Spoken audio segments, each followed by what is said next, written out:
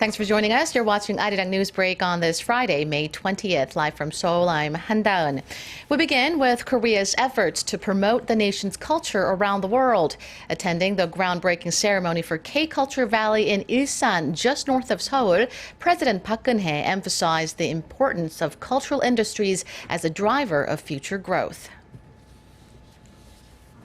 우리의 우수한 문화 콘텐츠와 한류는 세계인의 마음을 사로잡으면서 인류의 행복에 기여하고 있고 대한민국의 위상을 높여주고 있습니다. 이제 문화를 산업화하고 창조적 콘텐츠를 만들어 세계적인 문화를 선도하는 것이 우리 미래 성장 동력의 핵심 중 하나가 될 것입니다.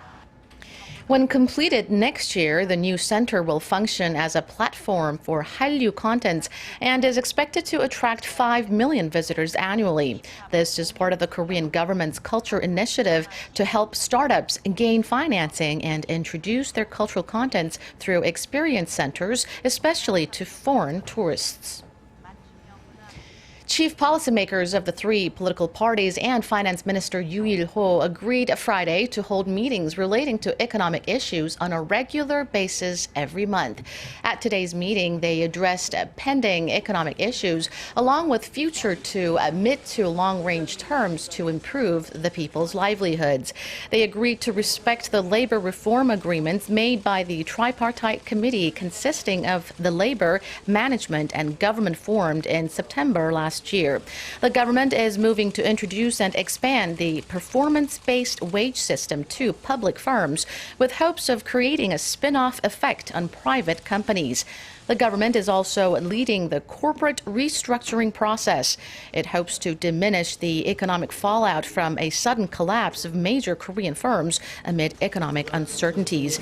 The chief policymakers say the meeting is part of efforts to ensure a smooth start to the incoming 20th National Assembly by faithfully working together on key economic issues.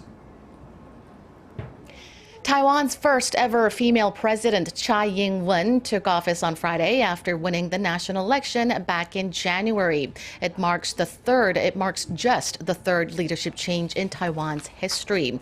The 59-year-old received a legal education in Taiwan, the U.S., and the U.K., and then worked as a law professor in her home country before joining the Democratic Progressive Party in 2004. President Tsai and the ruling DPP face daunting challenges ahead. They're tasked with fixing the underperforming domestic economy and uneven income distribution and fostering a positive diplomatic relationship with China. An oil tanker truck caught fire this morning at around 11:30 a.m. Korea time on Gyeongbu Expressway in the southern city of Daegu. Authorities say the fire is now mostly under control, but the cause of the accident has yet to be determined. The driver and a passerby have sustained minor injuries. As much as 20,000 liters of oil has spilled from the lorry, and as the smoke from the fire is still spreading, further injuries are expected. The fire department is trying to minimize the damages by evacuating locals from the area. Both lanes of the freeway have been closed near the scene with only limited access for now. A Korean man has been murdered on the outskirts of the Philippines' capital. The Korean embassy said the man appears to have been bludgeoned to death with what appears to be a gas canister in Taytay at about 4:30 a.m. local time on Friday. The 57-year-old man worked as a missionary in the country. The latest victim takes the total number of Korean deaths in the Southeast Asian nation to 3 this year. 11 Koreans were killed in the Philippines last year. Discrepancies continue on whether the debris found on Greek waters could be from the EgyptAir plane that disappeared off radar on Thursday. But it's increasingly looking likely that a terrorist attack was to blame for the crash. Cairo says terrorism is more likely than technical failure. Park Jong-ong has the latest. Retracting an earlier statement, EgyptAir's vice president has told CNN that objects found floating on the sea were not a part of its plane. He said search and recovery efforts were ongoing. Previously, Greek authorities were quoted as having found pieces of plastic and 2 life jackets presumed to be from the jet that disappeared over the Mediterranean Sea on Thursday.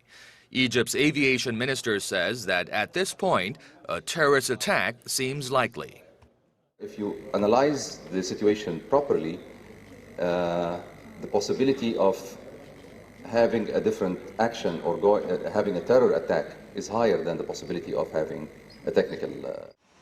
Experts say the plane, an Airbus A320, was relatively new, manufactured in 2003, and was not considered prone to technical problems. The plane, carrying 66 passengers and crew from Paris to Cairo, is known to have made 2 sudden swerves before dropping off radar, prompting experts to suggest the pilot encountered a contingency where he didn't even have time to send out an SOS.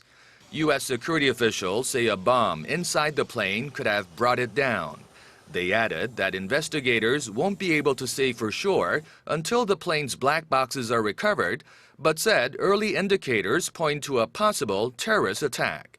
If that is the case, the Islamic State militant group is being singled out as the likely perpetrator. Experts note that Egypt has emerged as a target for attack when Cairo recently signed an arms deal with France to beef up its defense posture. Park Jong-hong, ARIRANG News.